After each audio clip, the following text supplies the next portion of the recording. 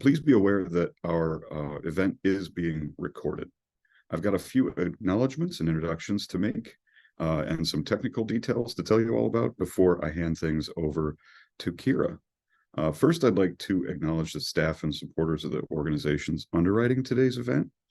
Our book discussion today is made possible by the University of Wisconsin-Madison History Department and the Center for European Studies and the George L. Mosse Program in History, and the Center for Jewish Studies, the Mosse Weinstein Center for Jewish Studies at University of Wisconsin, as well as the Zucker Goldberg Center for Holocaust Center Studies here at the College of Charleston.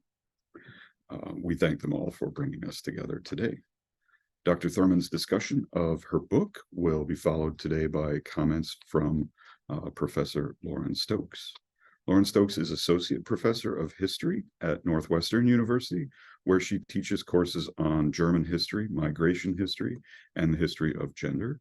Her book, Fear of the Family, Guest Workers and Family Migration in the Federal Republic of Germany, is with OUP, Oxford University Press, in 2022, investigates the inner workings of the family migrant category since the 1970s.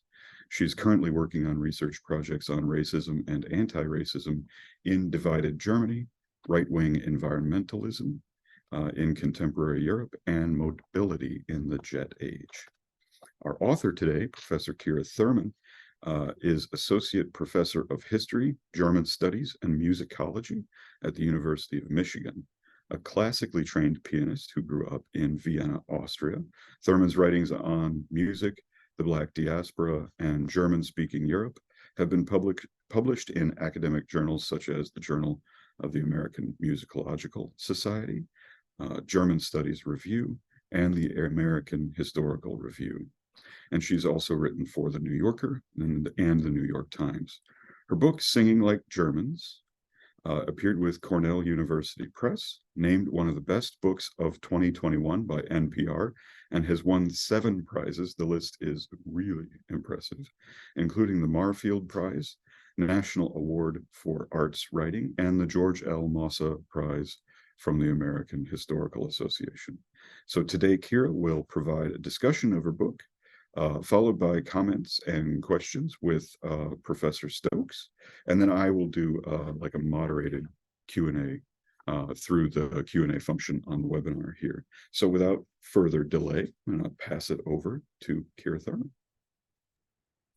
Hi, everybody. Thank you so much for being here. I am truly so honored to be here with you all and to share my work. I'm so honored again that I won the George Mosse Prize, and thank you to everybody who also made this event possible. It's been really, really lovely.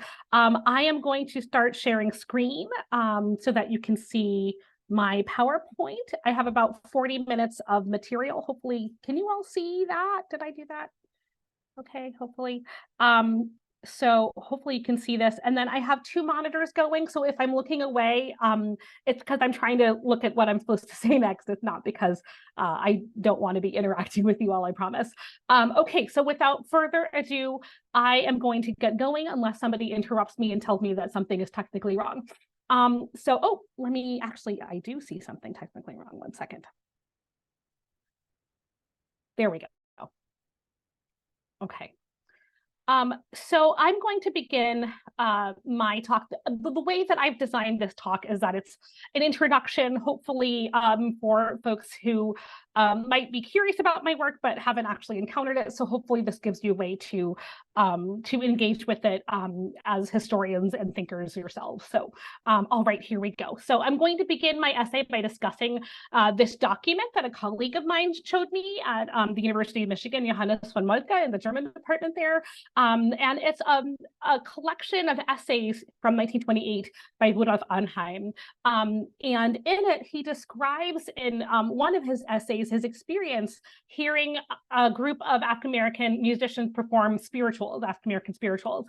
And he urges listeners to attend this live performance of their music because, quote, one must see these Negroes when they sing. They sing exactly like they look. And they each look a little forbidden if one takes our cosmetic ideal of beauty as a basis. And the image drawn for publication that you can see here is a study of the grotesque. So you have 5 Black men, short and rotund, or tall and rail thin, or small and cherubic, wearing matching tuxedos, gloves, and shoes. Big-lipped mouths are full of misshapen teeth where there are teeth at all. And you can see these different pairs of eyes either closed with pleasure, joyfully looking straight at the reader, inviting them to join the merriment, or looking up at the heavens with pious wonder. So the figures in this image are the ideal embodiment of racist caricature, of extreme comical visualization meant to signify the inelegant strangeness of Blackness. But what I've always found so striking about Arnheim's essay is its synesthetic nature. What did Arnheim mean when he said that Black musicians sang as they looked? What does Blackness sound like? What do spirituals look like? How had Arnheim even reached that assumption? So what this essay in this image certainly tells us is that, by the 1920s in German culture, there were certainly developed notions of what Blackness was. But at least for me, the question that is very much at the heart of my first book is, what if musicians do not sing the same type of music that they supposedly look like? What if they do not sound as they look? So, and that is the heart of my book, Singing Like German, which asks these questions. And it's about the history of Black classical musicians who studied and performed in Germany and Austria in the 19th and 20th centuries. And I have found over time that it's precisely because these musicians perform music that doesn't look like them, that they provoke intense debates in Central Europe about the relationship between race, music, and identity. So German and Austrian audiences are forced to confront what they think they know about Blackness, what they've been culturally conditioned to understand about Black bodies and Black cultures. And then they have to confront that and compare it to what they had just witnessed. So whether they were listening to the Afro-Cuban ensemble known as the Jimenez Trio, perform the music of Mendelssohn in 1870s Leipzig, whether they're watching the conductor Rudolph Dunbar perform or lead the Berlin Philharmonic in one of their first concerts since World War II, or enjoying Paul Robeson sing folk songs at Humboldt Universität in communist East Germany in 1960, we see white Austrian and German listeners confronting their definitions of Blackness and whiteness. But the story goes beyond Blackness as well. Not only were these musicians that you see here, like Claudio Brindis de Salas, who was an Afro-Brazilian violinist in the 19th century, not only are they performing music that doesn't look like them, they're performing specifically German music. And German music has its own sort of a powder keg of cultural expectations. So I have joked with many times, I think all of my friends are probably sick of this joke, but whatever.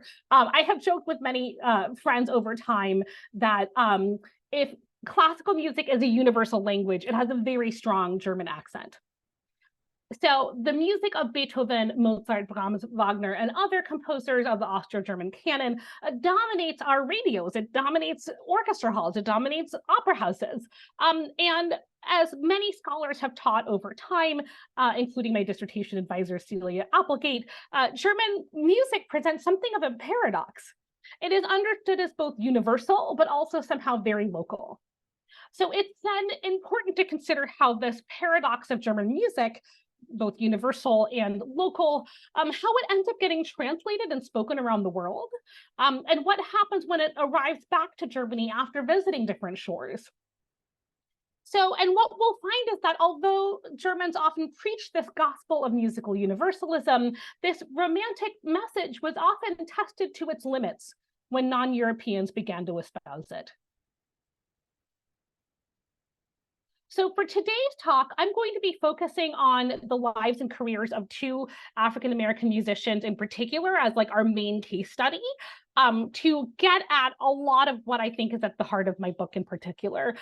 So they both were very famous musicians in the 1920s and 30s. And they both became famous for their performances of German Lieder, or German art song in particular. And as we'll see, it wasn't just that when they opened their mouths to sing that they sang Lieder well. Rather, it was that they sounded like and performed like Germans.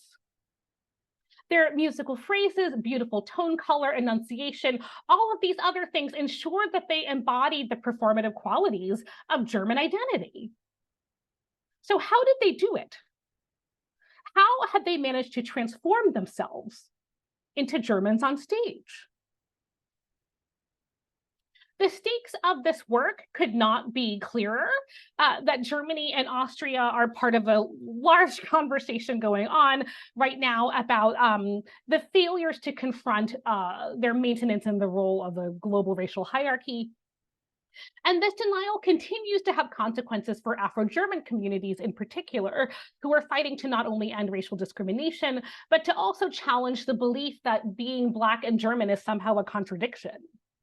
Although we now recognize the long history of German anti-Semitism, in part because of the amazing work of George Mosse and others, scholars are, I think, at the moment of paying better attention to how Germany and Austria's Black populations, past and present, have also been a part of a history of racism in Central European history. So since the 1980s, there's been a growing Afro-German movement spearheaded by figures such as the Black lesbian feminist poet Audre Lorde and Afro-German poet Maya Yim. And they've called for recognition in society as both Black and German, which is interesting because when people of African descent in Central Europe often appear in public discourse still, they're usually described as a post-World War II phenomenon, ignoring this longer history of Black diasporic migration to Europe over centuries. So in general, transatlantic discourses of Black people in Europe explain them as a contemporary manifestation of globalization, as immigrants and outsiders, reinforcing the assumption that Black people lack the historical connection to claim European identities or to truly be European citizens. Afro-Germans, however, have been declaring themselves German since at least 1919. Even if for just as long, many white German-speaking institutions refuse to recognize them as such. As Priscilla Lane says so well, quote, in 20th century Germany, Blackness is posited as always already outside of German culture and in opposition to German culture, foreclosing the possibility of being both Black and German. But my research asks us to consider how Black performances of Germanness are constantly exposing this Black German paradox, and how these Black performances of Germanness really dismantle this racist tie between Germanness and whiteness. So here, also I think as a musicologist, I wear many hats, but also as a musicologist and somebody who's really fascinated by sound studies, I've turned to recent works such as Jennifer Lynn Stover's book, The Sonic Color Line, to consider how race is not just a visual phenomenon, but also a sonic one. Listening, they argue, is never a neutral, objective experience, but can often be a form of social boundary drawing. And as we will see ourselves, audiences listened with a racial ear and used their practices of listening to police people of color, both in and outside of the concert hall. So ultimately, my approach in my book to thinking about race in Central Europe is to ask the very serious question of how racial identities are reinforced or challenged through musical performance and reception. What I really want to know, what I really wanted to find out is, when are these categories of Blackness and Germanness understood as mutually exclusive? And when did these categories collapse? So what I was doing in my first book, I think, was a sort of roundabout approach to this unfair and frankly unproductive question of, like, can you be Black and German, by instead answering another: what has it meant to be Black and perform German music, to perform Germanness?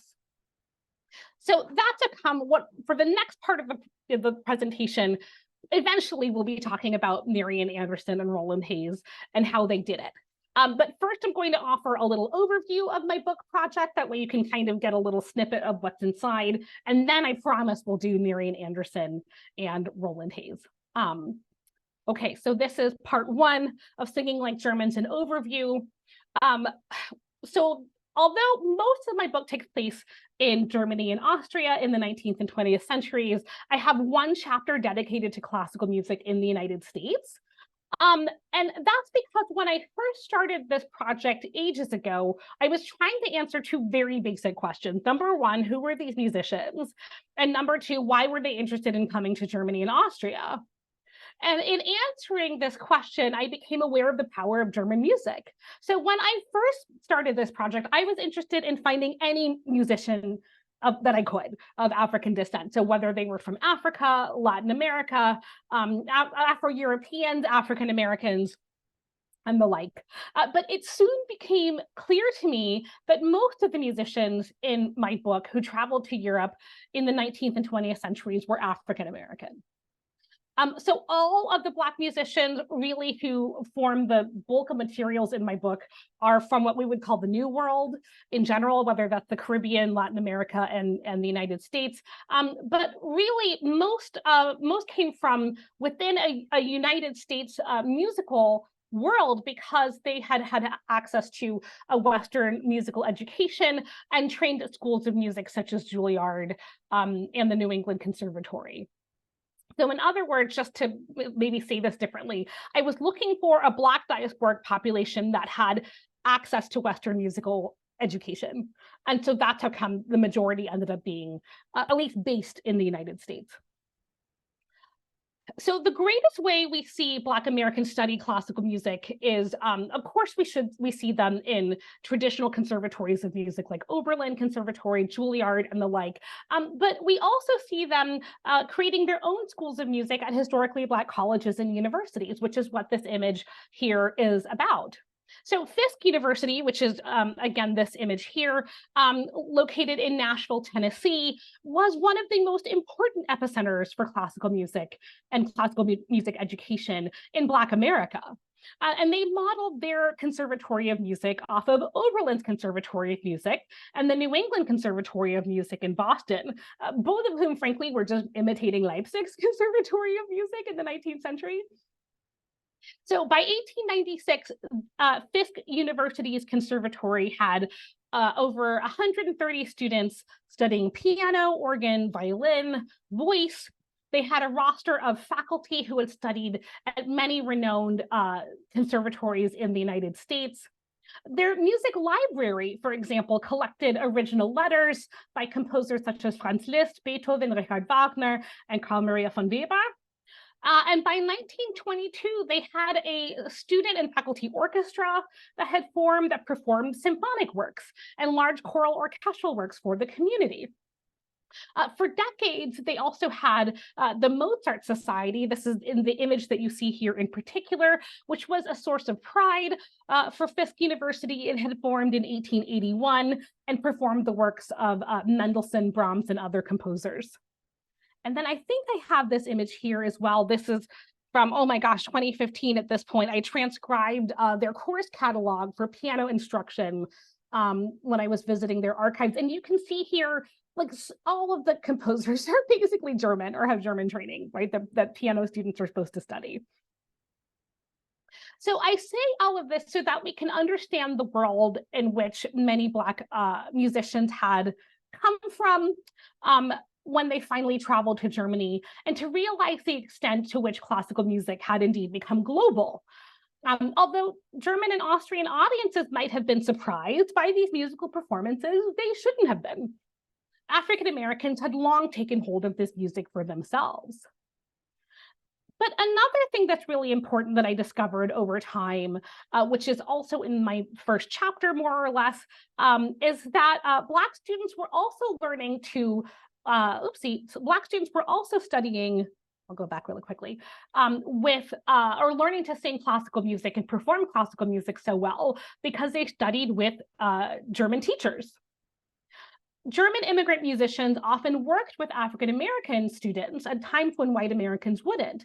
And the range of Black musicians who studied with German teachers in the United States is wild. It includes composers such as Scott Joplin, the composer of Ragtime, Harry Lawrence Freeman, pianists such as Nina Simone, who I discovered is a direct musical descendant of Clara Schumann. It includes pianists such as Hazel Harrison, who performed with the Berlin Philharmonic in 1904. I mean, the list goes on and on and on and on. German music dominated so much in terms of African-American education that African-Americans had begun to complain about it. That the complaint in particular was that African-Americans were seeking out German teachers to instruct their daughters and sons on the piano or violin at higher rates than other American teachers. So here you see in this passage, this is from the Negro Music Journal, which is the first journal written by Black people, dedicated to Black people on music. And here in like one of the first issues, they're calling out, Black families' over-reliance on German teachers for musical instruction. So these bonds, I should say, between German teachers and Black students were very important for Black students, and we have lots of evidence of that. So, for example, Scott Joplin, who you're seeing here, who was the composer of Ragtime, studied in the 1880s with Julius Weiss, a German Jewish immigrant in Texas. And he even Julius Weiss taught Scott Joplin, even when Scott Joplin's family could no longer afford to have him as a piano teacher. And so years later, a financially successful Joplin sent money to Julius Weiss for over a decade until Weiss's death, which is an act demonstrating his dedication to and his admiration for his teacher. Scott Joplin, I should also say, had another really important German teacher when he moved to St. Louis, who really advocated strongly for him and for bringing his music. This is, I think, perhaps the most important thing, bringing his music, Scott Joplin's music, abroad to Europe. So in 1894, for example, in the St. Louis Dispatch, which was the local newspaper, this German teacher, Herr Ernst, Mr. Ernst, said that, quote unquote, so deeply is Mr. Ernst impressed with the ability of Joplin that he intends to take with him to Germany next summer copies of Joplin's work, with the view of educating the dignified disciples of European masters into an appreciation of the real American ragtime melodies. So comments like this, I say, would have outraged white American audiences, that you have this German musician saying that I'm going to bring African-American music to 19th century Germany, to show, because it will find a greater audience there and a more appreciative audience. Comments like that would have enraged many white American readers, which is the point. So for Scott Joplin, these kinds of endorsements had huge effects on his career, and that by suggesting that Joplin's music could find a German audience, Herr Ernst indicated that Joplin's talents had merits that reached beyond white Americans in their refusal to recognize them. We have similar stories. I think for the sake of time, I'm going to skip, but similar stories with Nathaniel Dett, who you see here in the middle, who became one of the first major composers of African-American art music, who is encouraged by a German musician and a friend of Antonin Dvorak to come to Germany to study. And Nathaniel Dett was stunned by that offer. So it would be naive to believe that German musicians were somehow free from the politics of American racism, nor do I want us to see them as somehow like rescuers of Black talent, plucking young African Americans from a path of obscurity to reveal to them their true musical promise. African Americans, of course, were the ones hungry for training, compelled by a desire to sing, play, and listen to music that consumed their thoughts. They were the ones who sought out teachers, requested auditions, and set up music lessons for their own musical and intellectual growth, often at great financial and social expense. But what does remain striking to me about this relationship is the international nature of these collaborations. If a Black musician were to succeed in the world of classical music, the likelihood that a musician from Germany or from Central Europe had been behind this person's career was fairly high. So the transnational nature of their relationship might have permitted German teachers to imagine other possibilities of being for their Black students, not seeing Black lives and careers solely through the lens of American race relations. And it might have also encouraged Black students to find meaning and beauty beyond America's shores. And so that last line in particular is what I'd like us to reflect on for a minute, that it was necessary for them to find meaning and beauty beyond America's shores because Black musicians in the United States faced a huge problem. That we can see how they are able to establish conservatories of music, how they're studying with teachers, but what opportunities did they have to succeed for much of modern history? And so this is where we can start addressing a long history of systemic racism in classical music, that there are so many examples of Black musicians trying to get into this world, but getting shut out, being told at auditions that they weren't good enough and not knowing what to believe. So Marian Anderson and Nina Simone actually both talk about this, by the way, that racism makes you paranoid. You know, were they really being rejected by the Curtis Institute of Music in Philly because they weren't good enough, or was it because they were Black? At least Nina Simone's teachers were honest enough with her to tell her that it was the latter, and that they'd found that out from the committee after her audition. So two last examples that I've always found really striking. One is Jean Elizabeth Costen, who was a brilliant pianist who studied at Oberlin College in the 1930s. She studied abroad in Denmark with the pianist Axel Skjerna as well, and she won Oberlin's toughest piano competition, concerto competition. And I find in the archives at Oberlin, professors fretting about her because she's fallen into a depression and they don't know what to do. So here is her teacher in 1935 saying, quote, "Her feeling earlier seemed to be that because she is colored and wouldn't have a chance to do anything worthwhile when she leaves Oberlin, that there was little use in trying." And here's the thing, Jean Costen was right. Like, has anybody here heard of her? Probably not. You know, so what was a Black woman pianist supposed to do in the 1930s? This other incident, which is also legendary now at this point, is an incident from 1925 when the Italian opera singer Edoardo Ferrari Fontana staged a competition at the Metropolitan Opera House to find a Black woman to sing Verdi's Aida, the opera about an African princess. He confessed, quote, "It has always been a mystery to me why impresarios have not sought a Negro voice for an opera like Aida."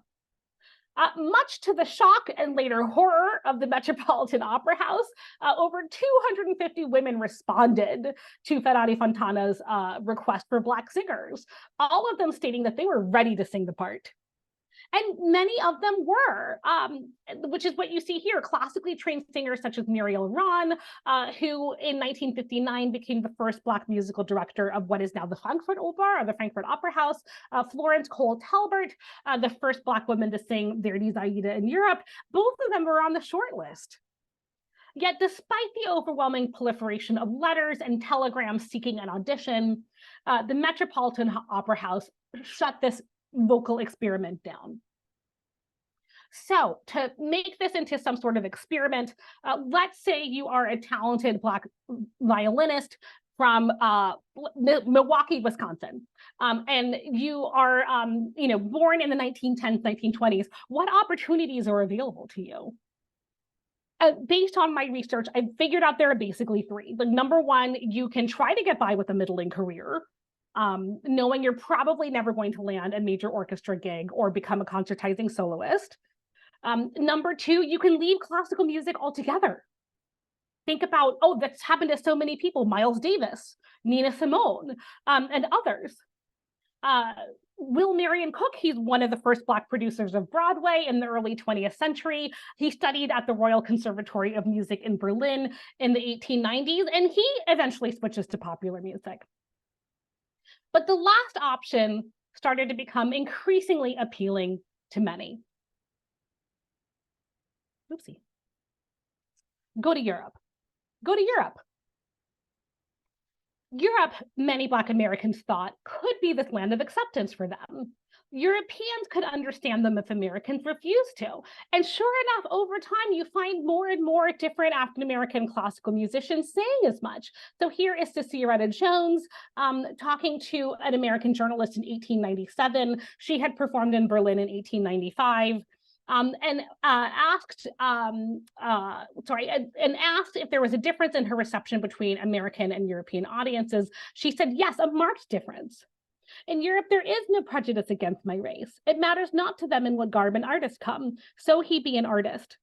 It is the artist's soul they look at there, not the color of his skin.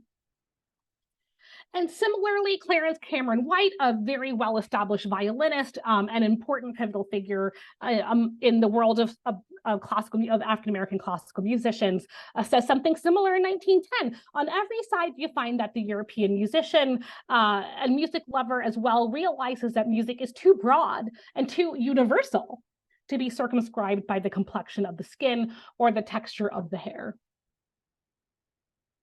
But is this true? So what happens once these musicians travel across the ocean and come to Central Europe? Once they arrive to Germany and Austria, so this is then what we're going to start finally pivoting to now, is how we see debates about classical music, race, and universalism begin to start playing out anew. And so in my book, I pay attention to changes in attitudes towards Black classical musicians, arguing that an audience's acceptance or rejection of a musician was often shaped by the political era in which these musicians performed. Right, so for example, let me see, I'll go back really quickly. With the rise of the Nazis in the 1930s, for example, German and Austrian listeners began to protest against Black performances of German music, not just jazz, and viewed their performances as, in particular, desecrations of German culture. So local Viennese Nazis threw stink bombs at contralto Marian Anderson during her concert with the Vienna Philharmonic in 1936. But then other critics and fans of Marian Anderson defended her, saying that it was precisely because of Marian Anderson's race that the city of Vienna needed to defend her in these turbulent times. So in universalizing language, they argued that Anderson and others like her proved that German music could reach the hearts and minds of all men and unite them as brothers, regardless of race. And after her farewell concert in Vienna in November 1937, so she's in Vienna only a couple months before the Anschluss, or the annexation. So right before, at her last farewell concert, a critic wailed that the city was losing a beacon of light in a time of darkness.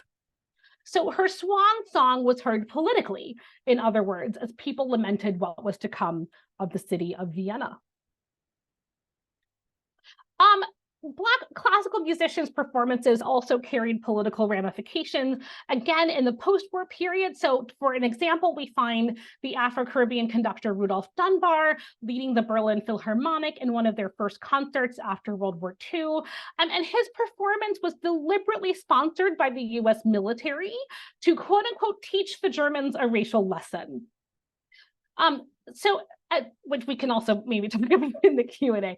And then, of course, we also find after the Third Reich and the Holocaust, the question of how or whether to perform the music of Richard Wagner come up, and it dominated the Bayreuth Opera House. So to try to make a clean clean break from their past, the Bayreuth Opera House hired Grace Bunbury, an African-American singer, to perform the role of Venus in Richard Wagner's opera Tannhäuser, even though she had zero experience singing any German operas whatsoever. She'd been trained in more with Italian operas and the like.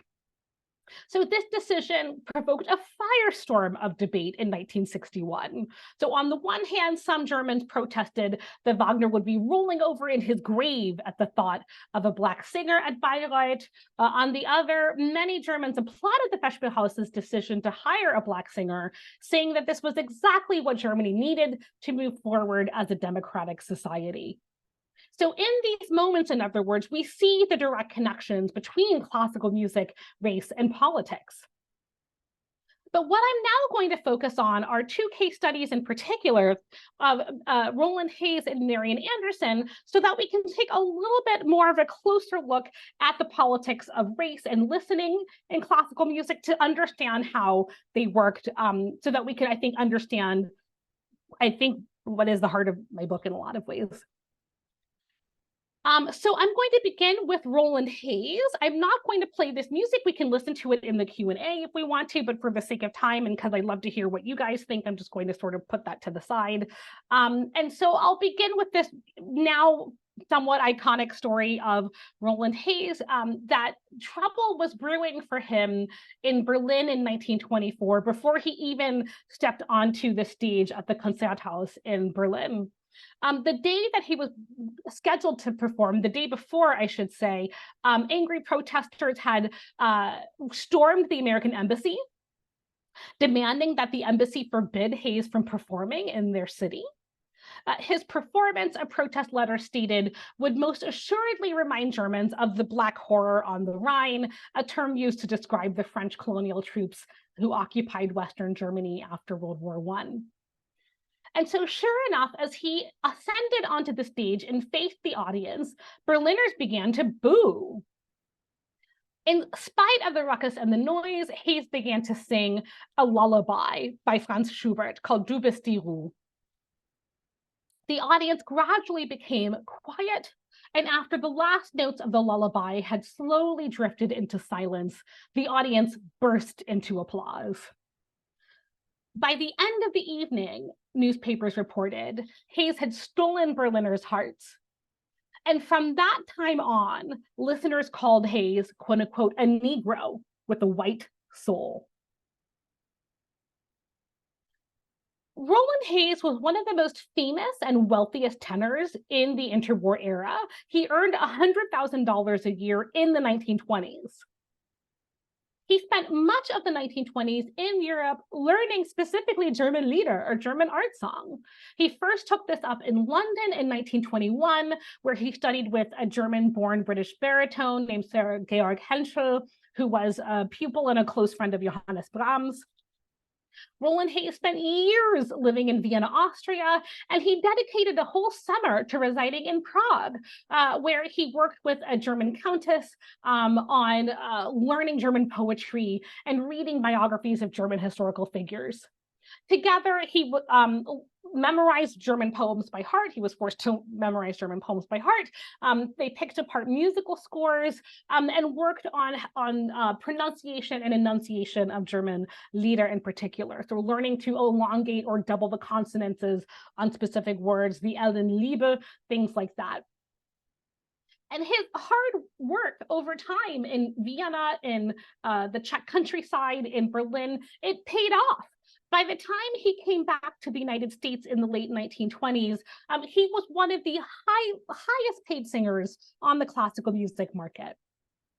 And Hayes's performances in Central Europe stunned music critics.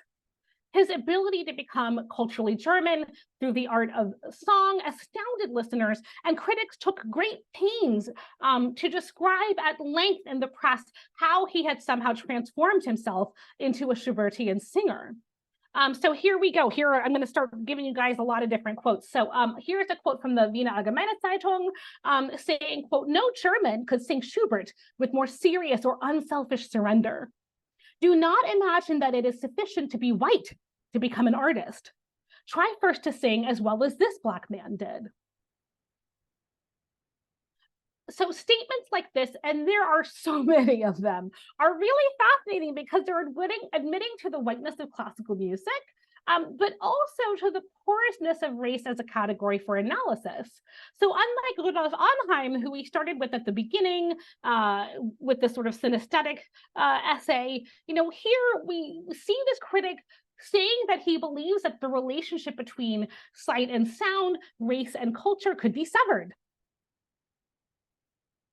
So here's another one where we also see how the critic is marveling at how Hayes is able to mask his foreignness.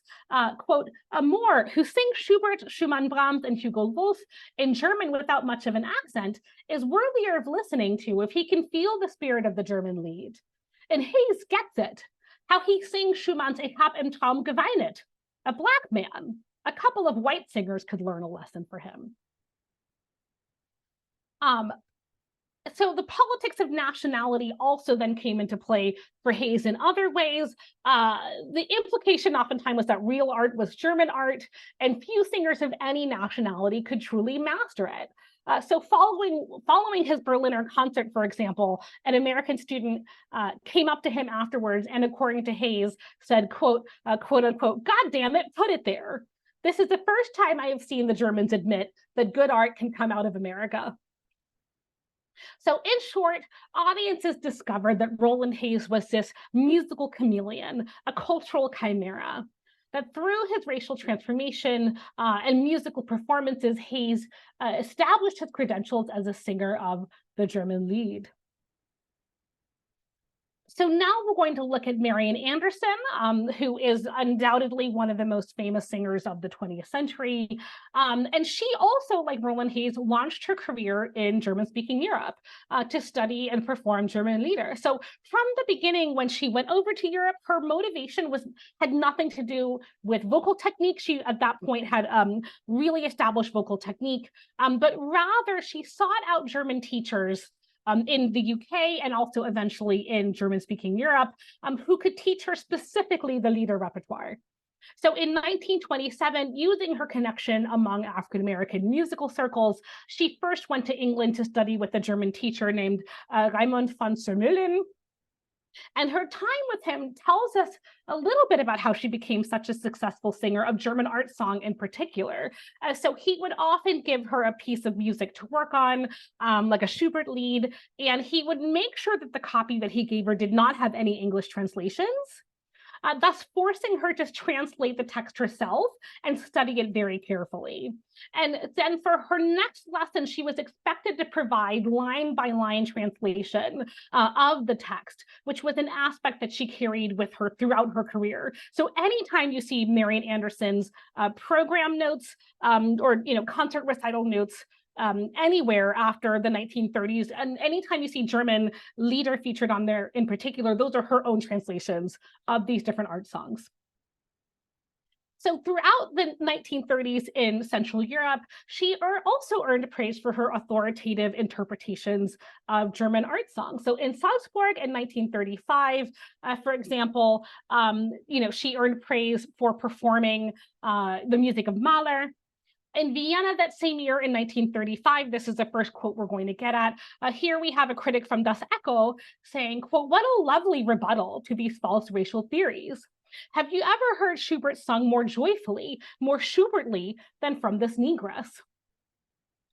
After her concert with the Vienna Philharmonic in 1936, which was just all Brahms music, the entire concert was just Brahms, a critic for the Neues Wiener Journal wrote, quote, it might surprise you that Marian Anderson comes to us primarily as an interpreter of German classical music. But whoever has heard her sing Schubert, Schumann, or Brahms once knows that she is on utterly convincing terms with German musical art. And writing to the United States from Vienna, a critic for the New York Times marveled that Viennese audiences, quote, had reached the point of accepting practically without challenge Marian Anderson's sovereign interpretations of Schubert, of Wolf, of Mahler, in short, of masters whom they usually concede to foreigners only with all manner of hair-splitting and reservations. So Anderson was no longer a foreigner on the stage in concert dress and singing German art music. She had become one of them. The problem remains, however, that both Anderson and Hayes's Blackness posed a stumbling block to audiences who accepted these interpretations of German music that they were hearing. However entranced listeners were by Marian Anderson's renditions of Schubert, they nonetheless could not imagine Marian Anderson as being both Black and capable of expressing the German spirit. Instead, critics encouraged listeners to erase Hayes and Anderson's Blackness and make them white. They both got the label Negroes with white souls. Both Hayes and Anderson had to stop being Black in order to become German. Anything foreign or alien had to be expunged before audiences would accept the validity of their musical interpretations. For example, a Hamburg newspaper insisted that Hayes's race had disappeared during a Liederabend, saying, quote, "Color bleaches under the rays of art, and what remains is man." So only after Hayes's color had been metaphorically bleached could the critic finally see Hayes for the true artist that he was. Marian Anderson received similar treatment. Critics constantly erased Anderson's Blackness to make her an acceptable commodity.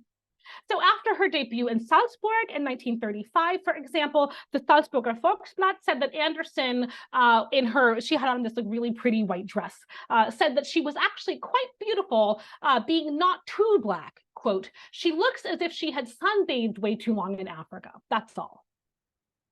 So until her departure from Vienna in 1937, listeners insisted that they were listening to Marian Anderson, not because of her exotic background, but because of the validity of her performances, that the artistry of Anderson would exist, quote, if the singer were white. So her mastery of the German Lied made Marian Anderson any white singer's equal.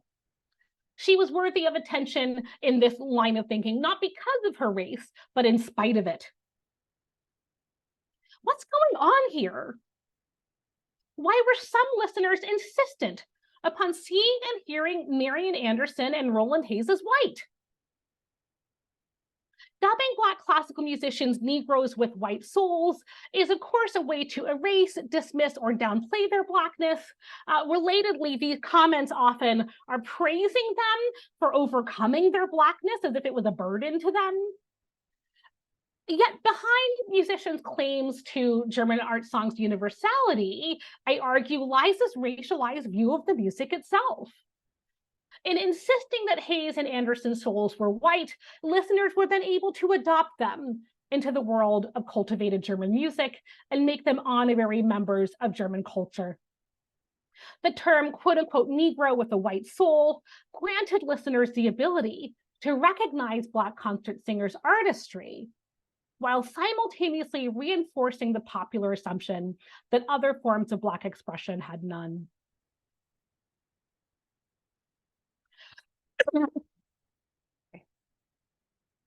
The performer's Blackness also featured heavily into audience reception when they didn't like a performance as well. So, and this I find so fascinating. When unhappy with the performance, German and Austrian audiences drew attention to the performer's Blackness in a couple of different ways. So first, they used pre-existing tropes of Blackness to criticize or denounce a performer, associating them with the Black Horror on the Rhine or with jazz, things like that. So all of these stereotypes that they're drawing on, none of them are what we would call liberating or celebratory.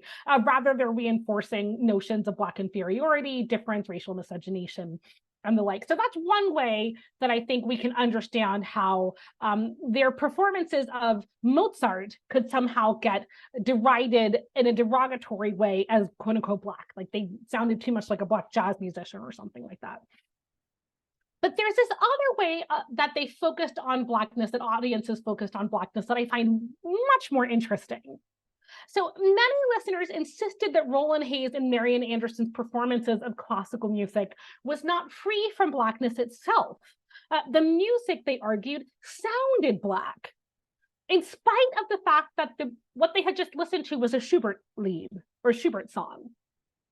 So both of these approaches to Black classical musicians, either seeing them as degenerate Black jazz musicians or hearing their interpretations of Brahms as somehow Black, both of these are functioning to reject the singer's claims to being a professional musician trained in Western art music.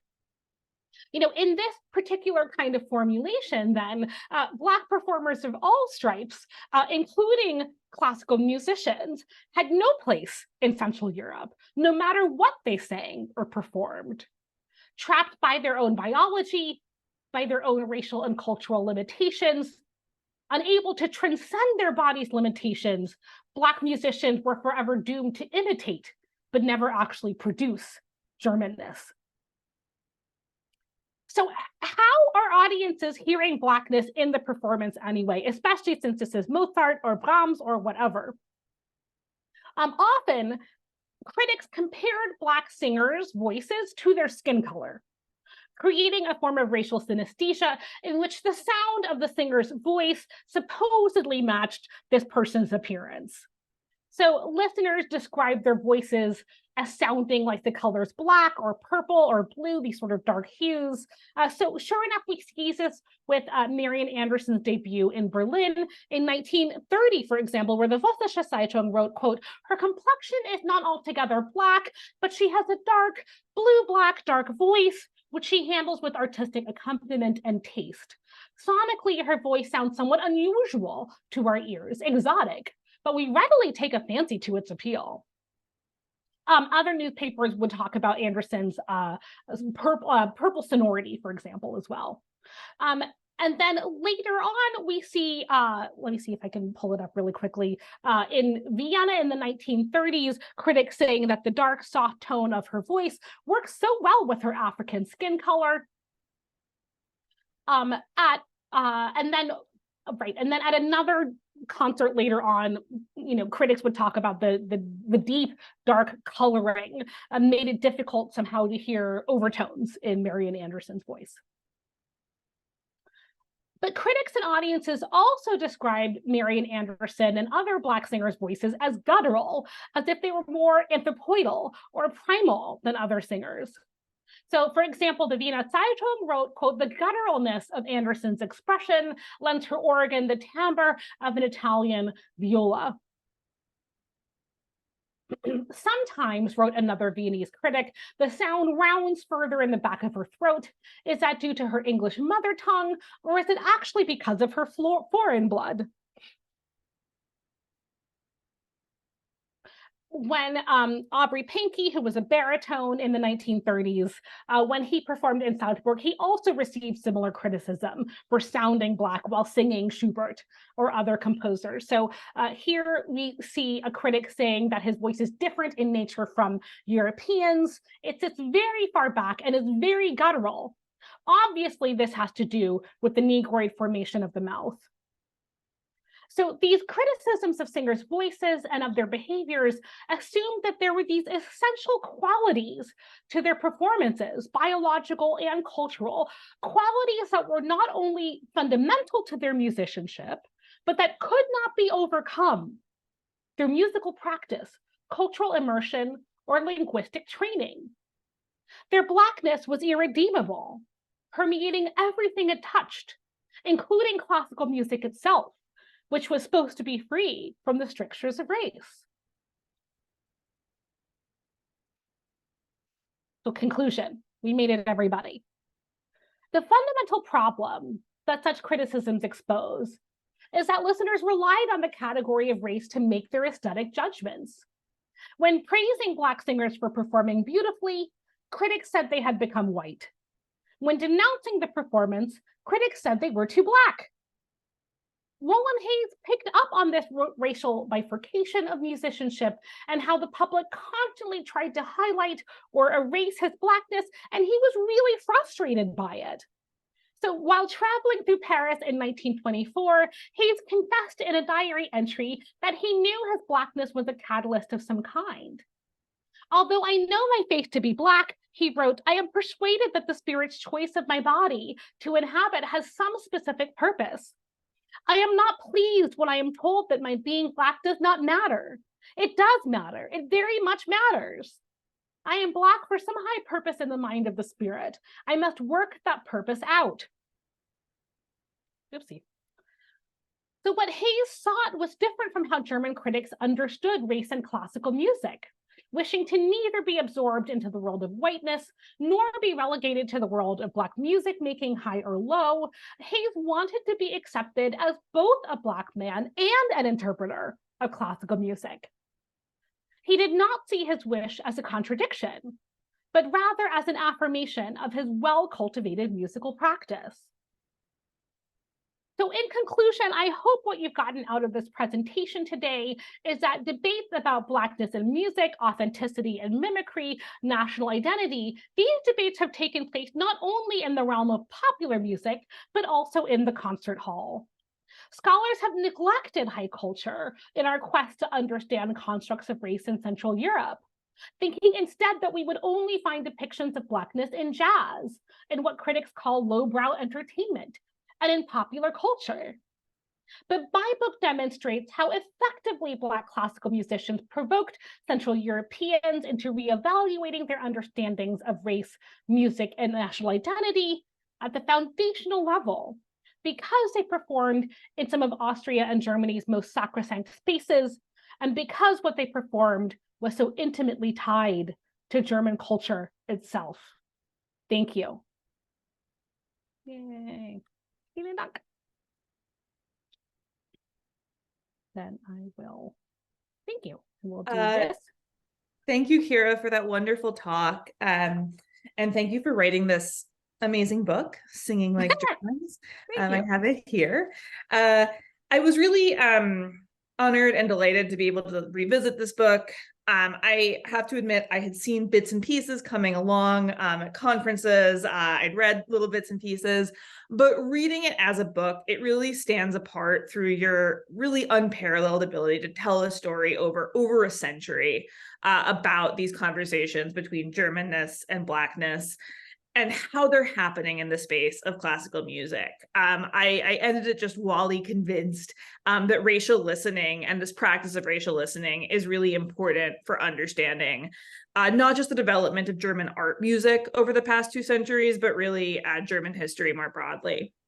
So I have a lot of questions, but I will just start with maybe 3, and you can see how you feel about them. Sure. So my first question is a little bit of one about your own process. So this book does such a great job of documenting the very long history of Black people in German music. Right, you show that there have been Black artists for well over a century. But you don't just document that Black artists have always been part of this conversation. You also document what you call the technology of forgetting. Again and again, we see that concert houses, opera directors, they will claim this is the debut of a Black artist on our stage. This is the first time a Black artist has been in this role. And it's not. In the most crazy case from the book, George Bird, in 1959, he is dubbed the first Black conductor of the Berlin Philharmonic.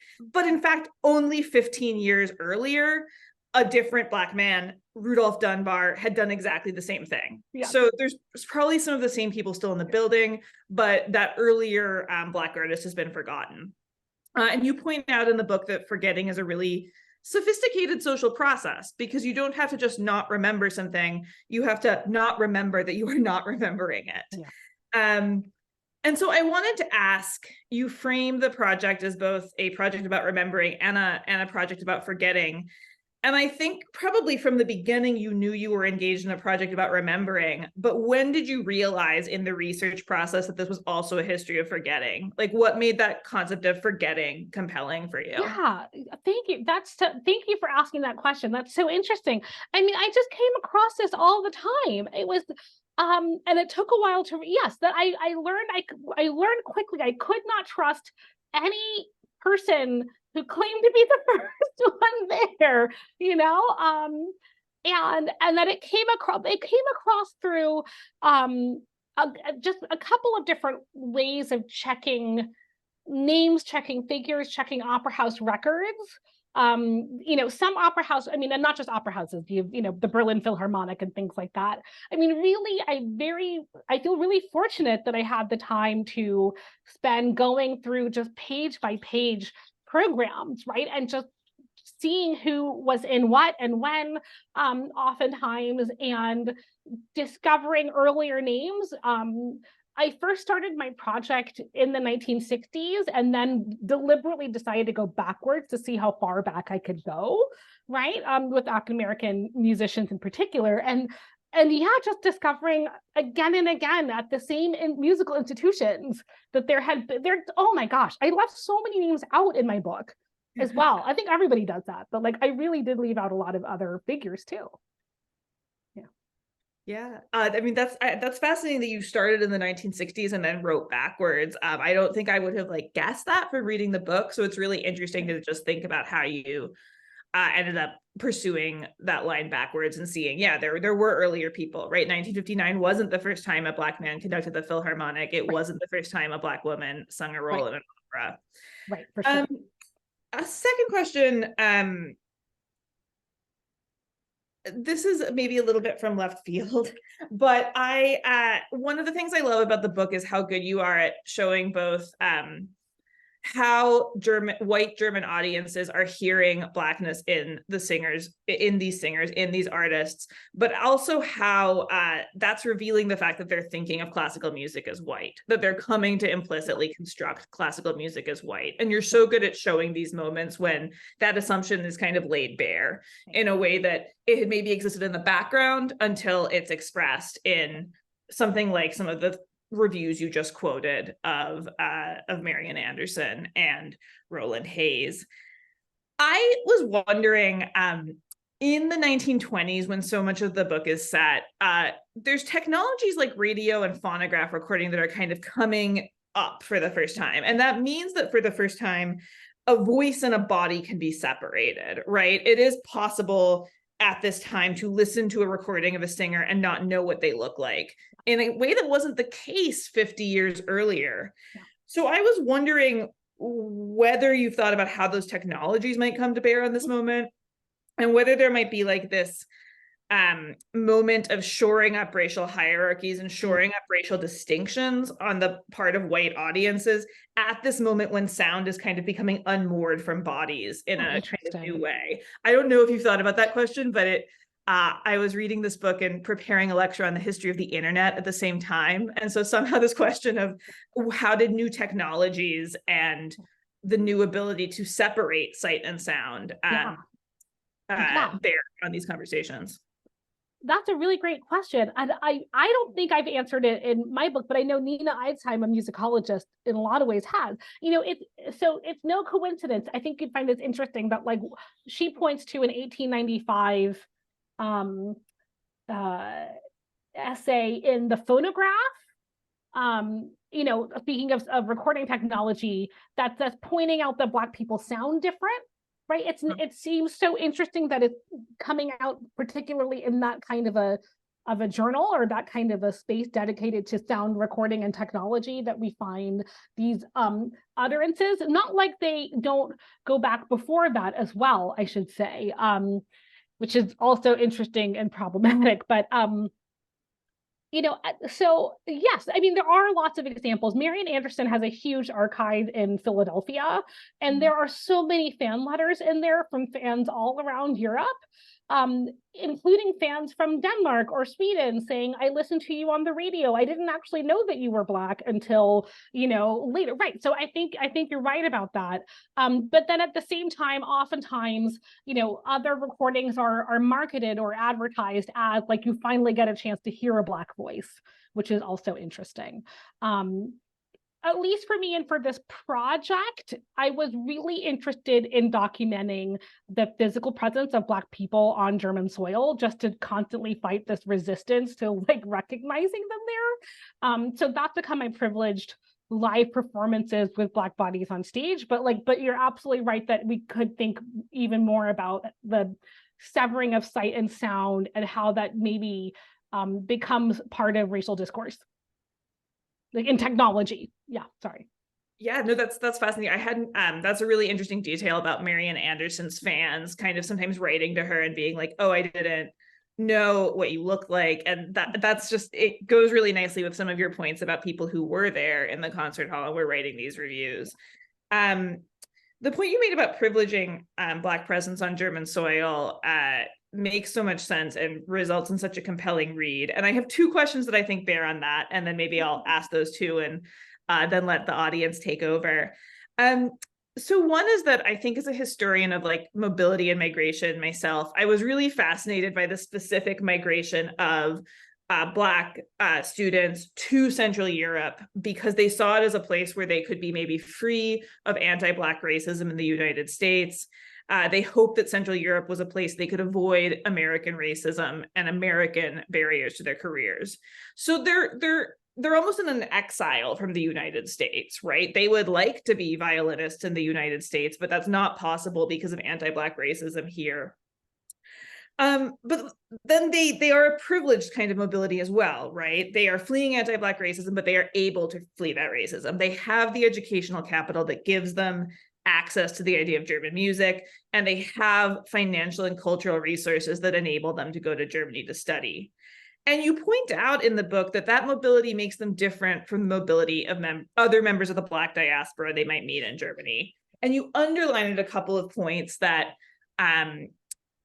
African-American artists are studying Schubert and are studying vocal technique at the same time as other members of the African diaspora are in human zoos. And these things are happening in the same city at the same time. And I wanted to just ask why it's important to you to underline that both of these experiences are happening in, let's say, Berlin at the same time. What does that mean for you as a historian of the Black diaspora? And what do you think it means for us? Ooh, oh man, that's a really great question. That's a really big question. I think I want to I've been joining a conversation, not just want to, I guess with this book, I am joining a conversation among scholars in Black studies in particular about recognizing better the hegemony of the United States within Black studies and within how we think about Blackness. And what that means, oh man, is so many different things. Like one of my many rants is that we need to get better at listening to Black voices that are not in English, just like full stop, just across the board. So what that means is that I'm very fortunate that I was able to get so many documents, right? That there's so much documentation that a lot of the musicians I look at even have their own archives, right? That are well maintained and the like. But the thing that I know is that these are not the only stories of Black musicians out there in the 19th century, including Afro-German musicians, and that it's to a certain extent that these are more well documented stories. I think this is one way to think about it, and then also I think too, I wanted to put them both in the same space, colonial African migrants and African-American classical musicians working on a Bach piece, in part to push back against or to complicate this idea that, or to challenge this idea, to maybe challenge this idea that African-Americans will say that Germany was better. Right. W.E.B. Du Bois says that, right? That like Germany's better. And I want to both recognize that like they mean it, and that yes, they can absolutely mean it, and believe it, and that for their experience that might be true, while also I think pointing out this maybe failure or gap in connecting to other African descended peoples who were having a very different experience in Germany at the same time. Great. Yeah, I think it's really done really well. So I know it was a big question, but I think it opens big questions for your readers, and I hope people will see that. I'll ask one final question, if I may. Sure. So I learned so much about listening from reading this book, because you argue again and again that German audiences really hear classical musicians with their ears and their eyes at the same time. And we see that in many of the examples you gave us today in your talk. And you're looking at this form of music, classical music, which is sung in specific places, right? Specific times. There's a lot of genre conventions around how classical music works. For sure. Like what a good Liederabend is and what a bad Liederabend is. And you have access to all this criticism telling us what kind of Liederabend people were at.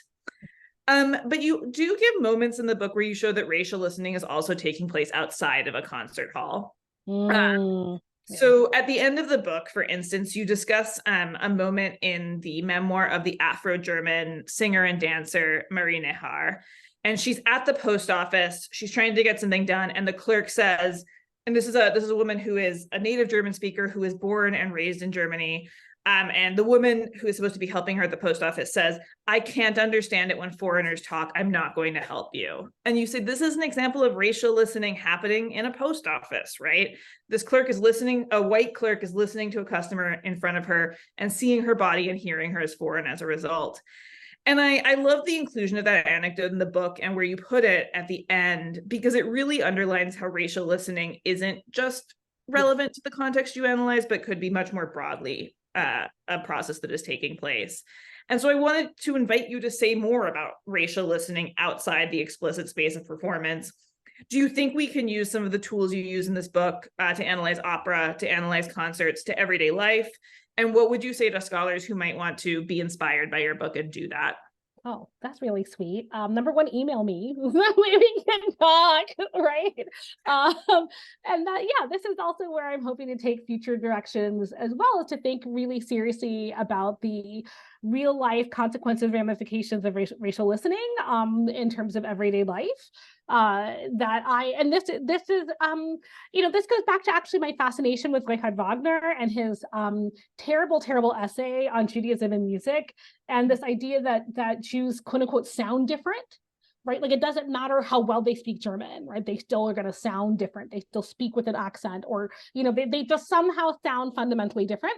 And so I'm really interested in, this might sound like a weird pivot, but I think I'm really interested in actually the history of noise complaints, right? And how they might be targeted against, for example, Jewish communities in the 19th or 20th centuries, how they might be targeted against, in a more contemporary post-45 context, Turkish communities, right? This idea that some people are noisy, that some people sound different, even if they're maybe not, maybe their music is literally at the same volume as somebody playing, Schlagermusik or whatever, right? But it's more that the perception is that, this music is wailing, whether it's a cantor in a synagogue or, an imam at a mosque, like this is just wailing noise, right? And so I'm really fascinated, I think, if, like, in terms of future directions, taking it more in the direction of history of the senses, history of thinking about, urbanization mapping, digital mapping, things like that. How can we lay out and really look at different neighborhoods and how they might have been affected by sound policies and sound policing? Yeah. Great. Well, thank you so much, Kira. Those are most of my questions, and I like ending on that note. I think that's a really exciting sounding direction to think about noise policing more broadly. Thank you. Well, thank you both. I have just a couple of questions. I got one in the Q&A and one by text. I think the first one, I'll tell you both right off. I think the first one is the most important. Where can people find a way to listen to the artists? Oh, interesting. That was our first one to come in. Okay. There was also a question that I think that you both covered right toward the end there about comparisons with anti-Semitism and Jews not sounding German. Right.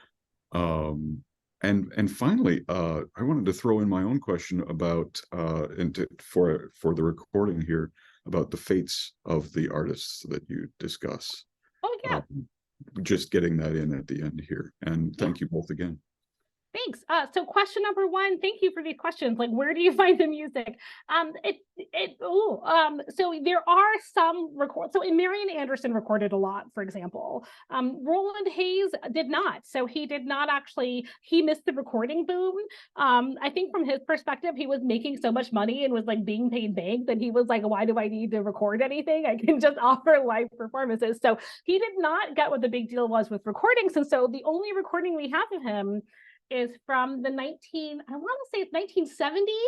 he's past his prime in his 50s. His students are it's his students who basically like sit him down and make him sing, and they record it.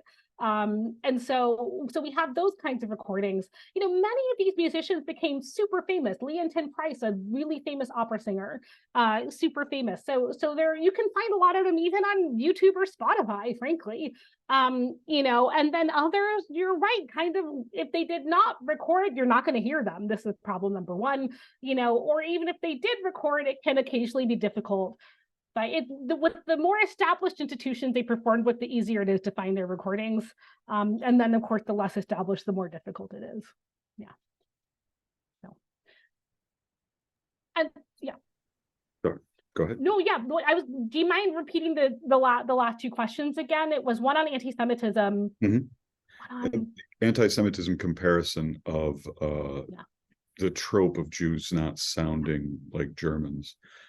Which I think that you basically both covered right toward the end there, but I was also throwing in the final question about the fates of the artists. Oh, right, fates. Okay, yeah. I mean, I should say one thing I'm really excited about, and that I think some of the people, you know, even on this Zoom call are involved in, is you know, how we can start thinking about bringing different bodies of scholarship together. That I was somebody who benefited a lot from Jewish German studies and Jewish German scholars in particular, and the kind of work that they did. And that the first works on racial listening that were impactful to me were by K.M. Knittel, for example, who was a musicologist who worked on Mahler and anti-Semitism in Vienna and sonic listening, you know, things like that. And I'm really excited by an edited volume that I think is coming out this year with bringing together Jewish German studies, Black German studies, Turkish German studies for the first time, and being like, how do we talk to each other more, right? Because we're all experiencing, our figures are all experiencing like similar problems of like being policed and understood this way and things like that.